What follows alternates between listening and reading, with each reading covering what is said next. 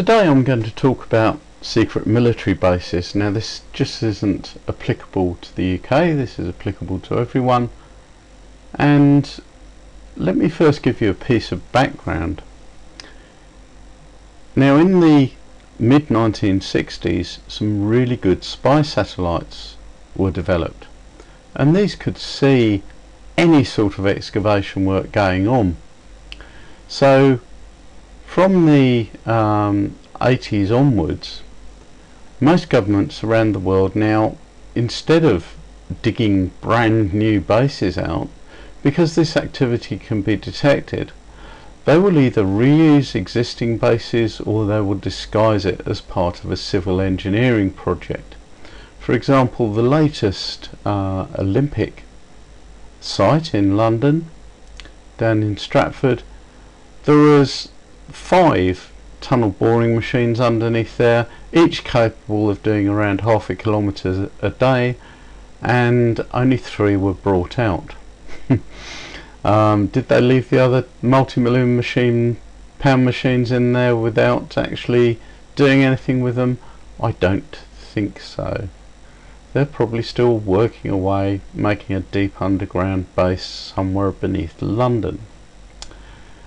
Now, the other thing they did was revive old bases, and I'm going to show you an example of this near where I used to live on the Isle of Wight, where all the locals are actually convinced that this is an active base, and I'm going to tell you for why.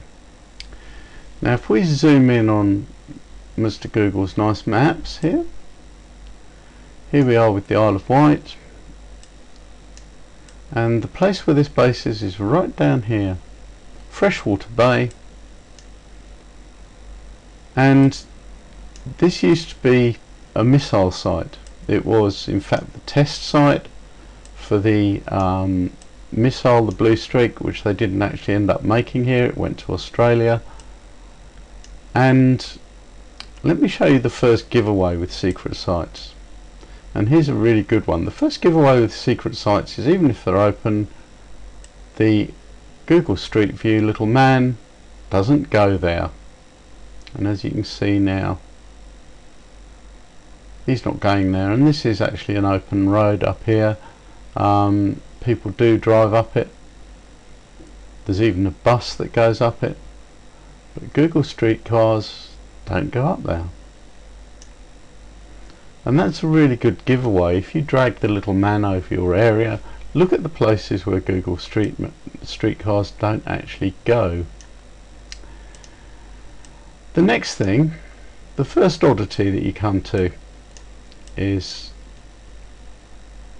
this little building here. Now this is in fact a telephone exchange, and it's enormous and it's active. You can stand outside it, you can hear it humming. Now if I zoom out, you tell me why this place needs a huge telephone exchange.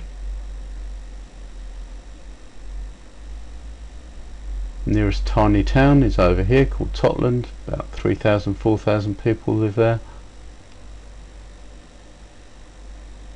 And as you can see, there is no real reason for a huge telephone exchange that's very active to be there at all. And we'll go up the access road. It's a lovely, nice paved access road. It is really a very, very strong, well maintained road. Why? Because all there is up here is a tourist attraction that not many people visit, which is this place, which is a Napoleonic fort called the Needles Old Battery, and 3 cottages which are there.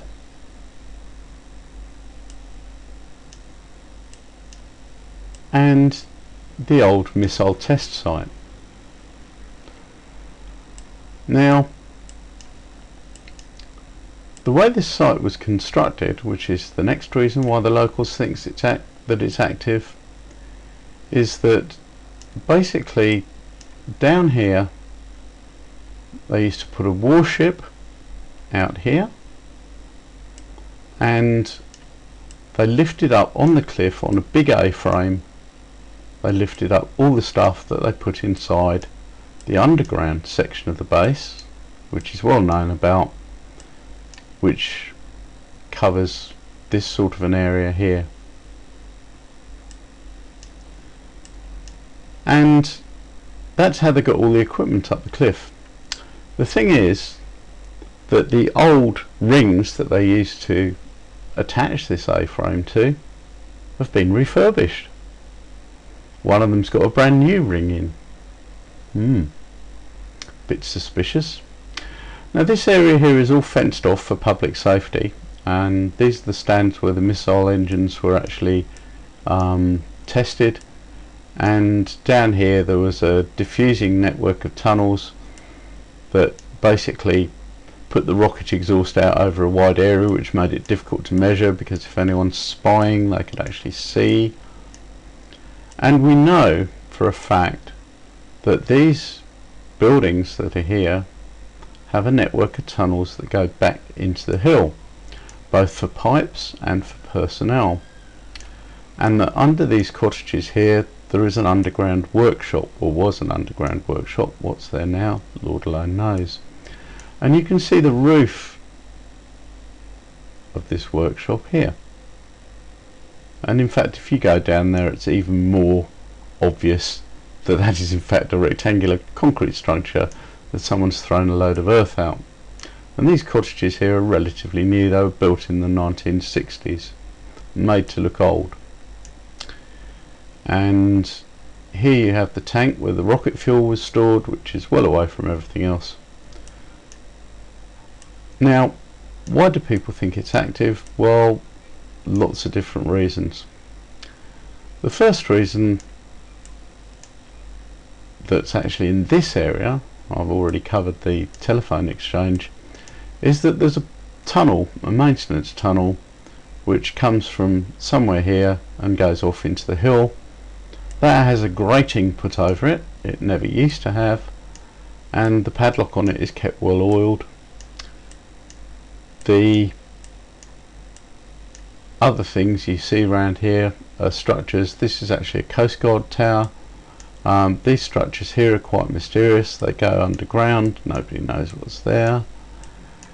The next thing is that these cottages you can actually stay in, and 4 cottages you can actually stay in apart from this end one. And if you look at this end one, it's rather peculiar. You've got this strange bit of structure there, and this wobbly bit here is to house the lift mechanism, because inside that cottage is a large lift for personnel and equipment which goes down. How far down? Don't know. I used to know an engineer who worked here who gave me a brief description of the place, and he said that the workshop itself was big enough for about 8 lathes, a couple of milling machines, loads of parts, and to assemble a complete missile engine. He said it was about 140 by 70 feet. Now this is a brilliant disguise for a working base, because just down the road you have a major tourist attraction, which is the Needles Park Fun Fair. It's here. Practically every tourist on the Isle of Wight goes there, and people say, well, it's so monitored, it's so overlooked by people, just how could you get the personnel in and out? And the answer to that is very, very simple. And the answer to that is that people have been seen disappearing. And when I say disappearing, I don't mean poof, they vanish. If you look here, there's quite a popular coastal path, and this coastal path goes along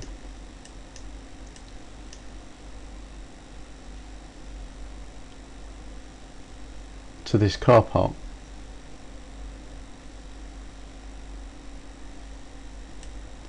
And indeed lots of people walk from this car park going up through the woods up to this thing, which is the Tennyson Monument, and walk along this coastal path here. And what's been noticed by some of the locals who come up here walking their dogs is that hikers will actually come along, and you normally have a pair or two or three. They'll actually come along and they'll go and look in these buildings but not come out.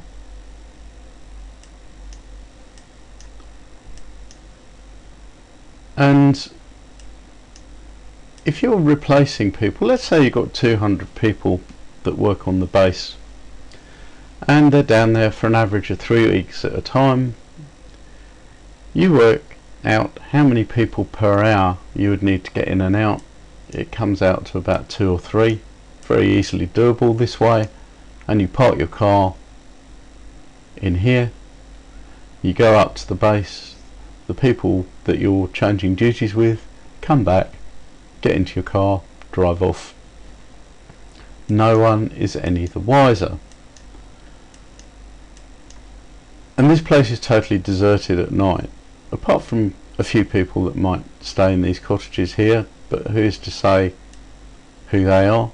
They're rented out through the National Trust, which is a UK organisation for looking after public land, and equipment and supplies can be brought up this cliff face here.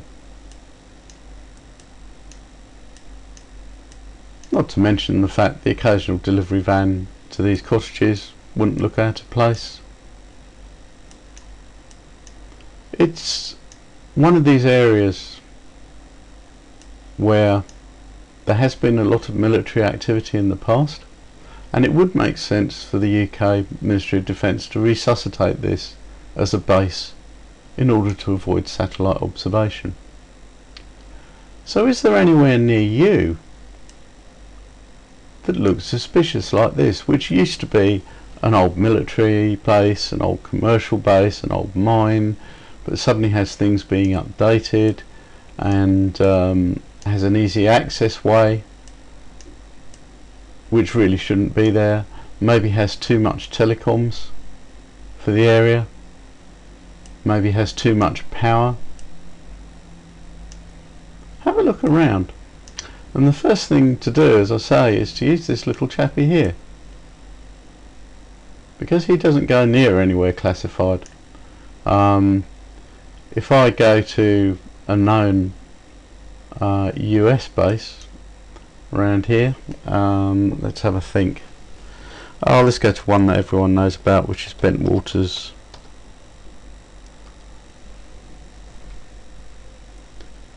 Here's Bentwaters. Oh, the little man goes everywhere except onto the airfield. And this is a closed airfield, but it's still private land. And the thing is that Google can't trespass on Ministry of Defence land or on private land. So you can find these places quite easily using this technique. So have a look around, and if you find anywhere, give me a comment and I'll have a look on Google Earth and see what I can see. I hope you found this interesting, and if you have, please like, please share, and please subscribe, and leave us a comment. Thank you very much. Bye now. Well, you could subscribe to Arduinotronic, or just go jump in a lake.